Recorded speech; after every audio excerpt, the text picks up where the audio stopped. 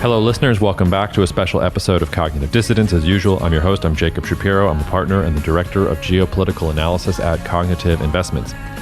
Today, we're going to do a little solo podcast episode on the Chinese spy balloon incident.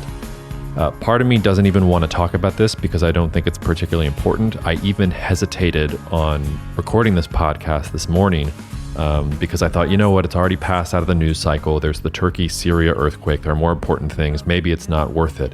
And then I saw a thing pop up that said, maybe there's a second spy balloon that is flying over Latin America. This is from the BBC 4 hours ago, and China has claimed that it's theirs.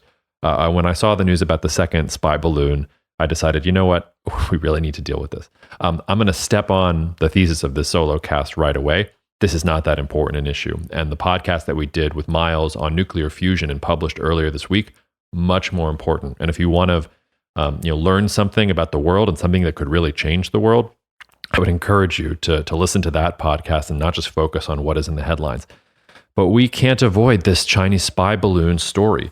I became aware of the spy balloon this Saturday. Was making breakfast with my wife and my brother-in-law and his girlfriend. And CNN was on in the background, not my choice, but it was on in the background. And they were literally in real time, tracking the progress of the spy balloon 24/7. When I got up on Sunday morning and opened up the Sunday edition of the New York Times, again, the front page was all about this Chinese spy balloon. And I just don't understand why people care so much. Apparently what's going on here is that the balloon entered American airspace around the southern tip of Alaska on Saturday, January 28th.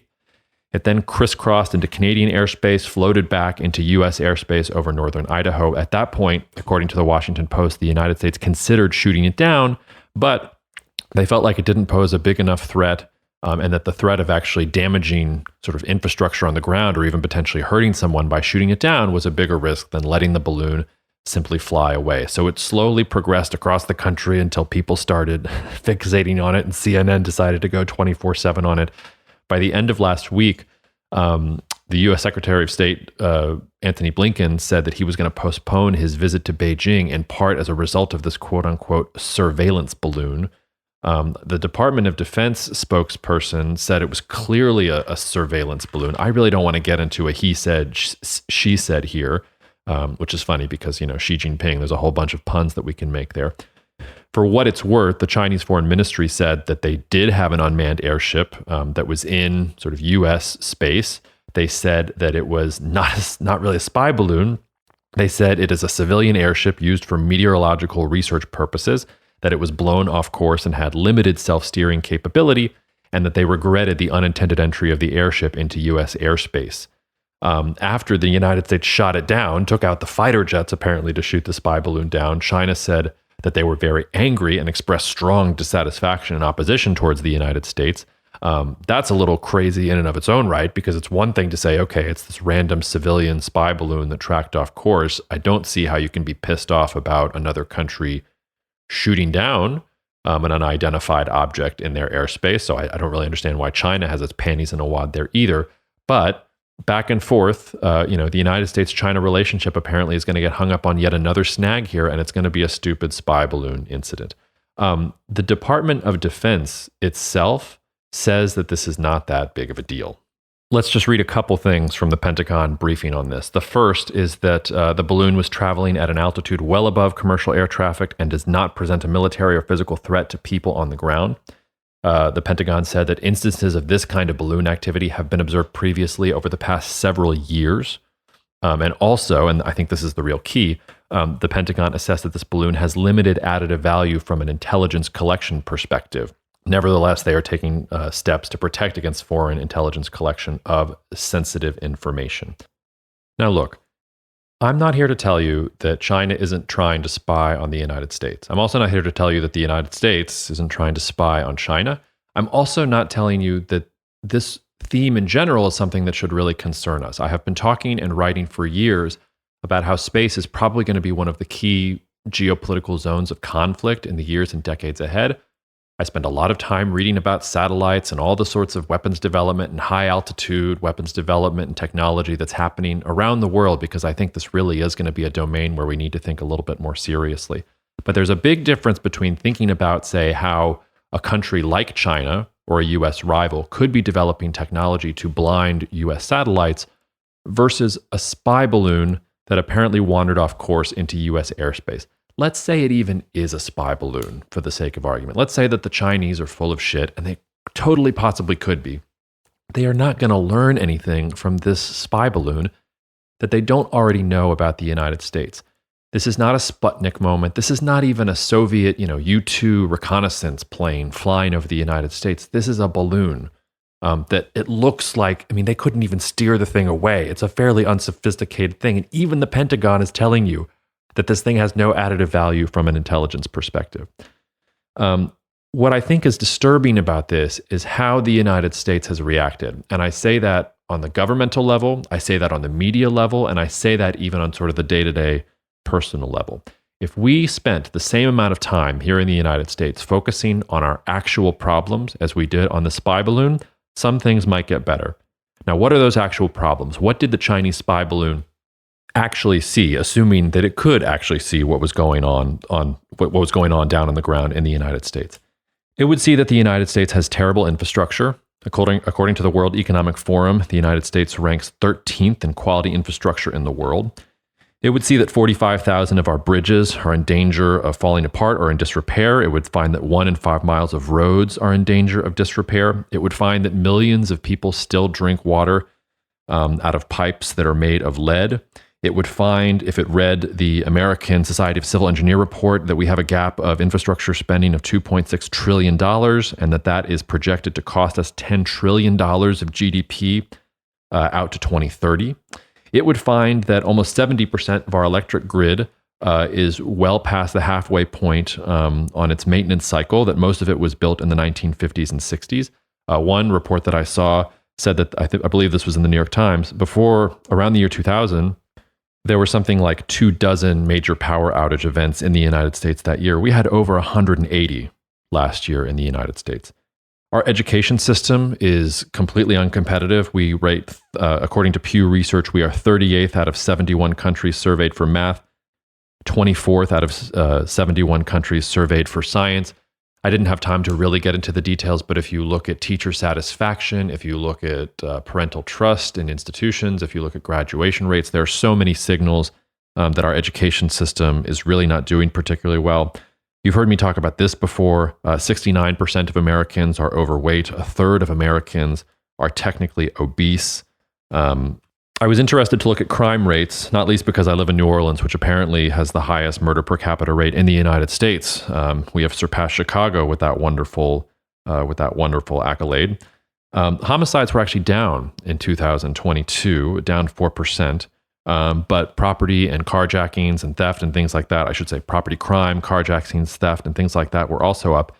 And even though homicides were down 4% overall last year, homicides since the pandemic began in 2020 really have reversed a steady decline that we saw in this country in homicides beginning in the 1990s. And we are now actually back at levels that are relatively similar to the mid to late 1990s in terms of homicide rates and are trending back in the wrong direction. All of that is to say is that the United States has a lot of problems that it is really not focusing on in any meaningful way. The only thing, apparently, that people in Congress can agree on is that China is a boogeyman and that we should be scared of a Chinese weather balloon. I'm not here to make this a political argument. I don't want to tell you what I think, tax levels in the United States should be. I don't want to tell you what I think, U.S. government dollars should be spent on improving. That is beyond my pay grade and not something I'm interested in telling you. I think my listeners can make up their minds for themselves. And a lot of the listeners to this podcast are actually not based in the United States. You probably have your own problems with whatever countries you're listening in, whether it's the UK, Australia, Poland. We have plenty of listeners from around the world. I will say, however, that one of the things that China thinks, one of the reasons that Xi Jinping's government has felt willing to challenge the United States in more areas is that from a Marxist perspective, China thinks that the United States is a country in decline. They want to bide their time over the next decade or two because they don't think that the United States of today is going to be as powerful or as wealthy relative to its current position to the rest of the world today. That's in the sort of Chinese mindset. It's one of the reasons I don't think that the Chinese government is about to go invade Taiwan or do anything really combative towards the United States. Not only do they not have the ability, and not only are they facing all sorts of economic problems, they think the United States is going to collapse in and on itself.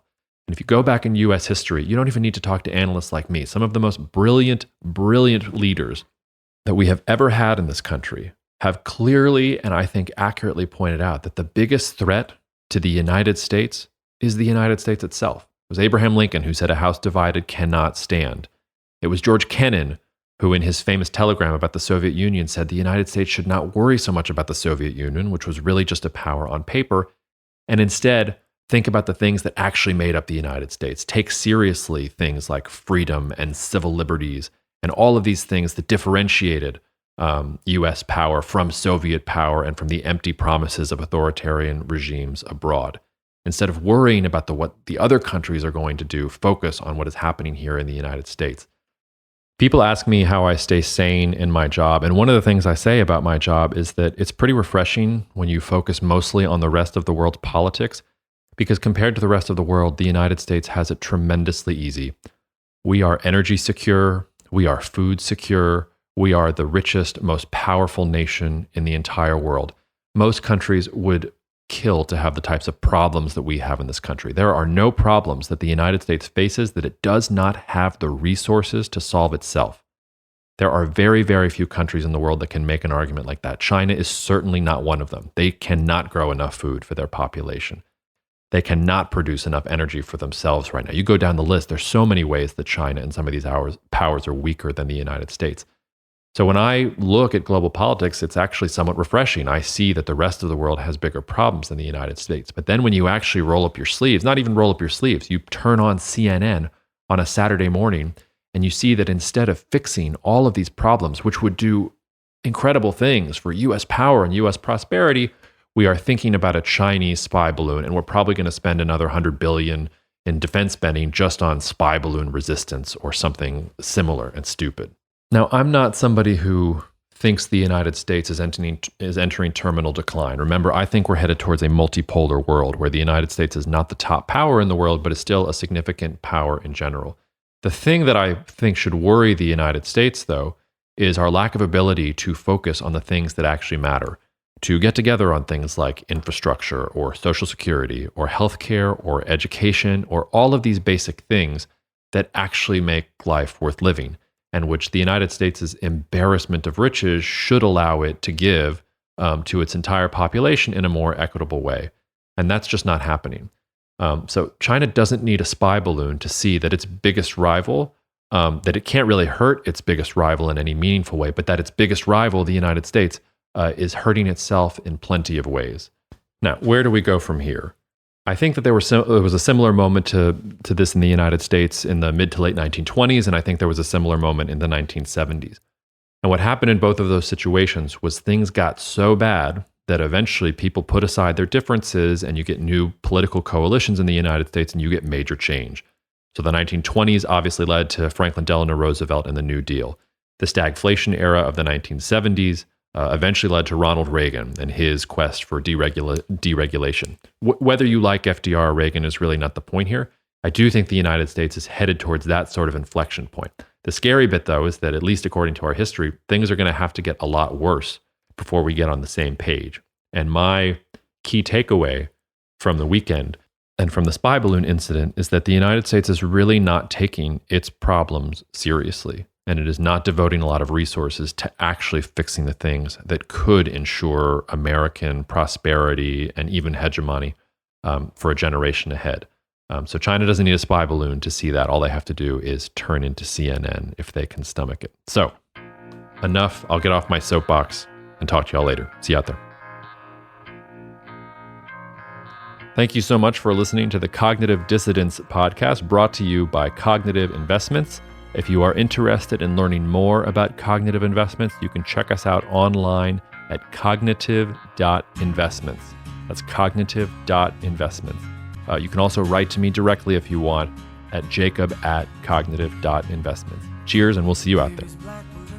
The views expressed in this commentary are subject to change based on market and other conditions. This podcast may contain certain statements that may be deemed forward-looking statements. Please note that any such statements are not guarantees of any future performance, and actual results or developments may differ materially from those projected. Any projections, market outlooks, or estimates are based upon certain assumptions and should not be construed as indicative of actual events that will occur.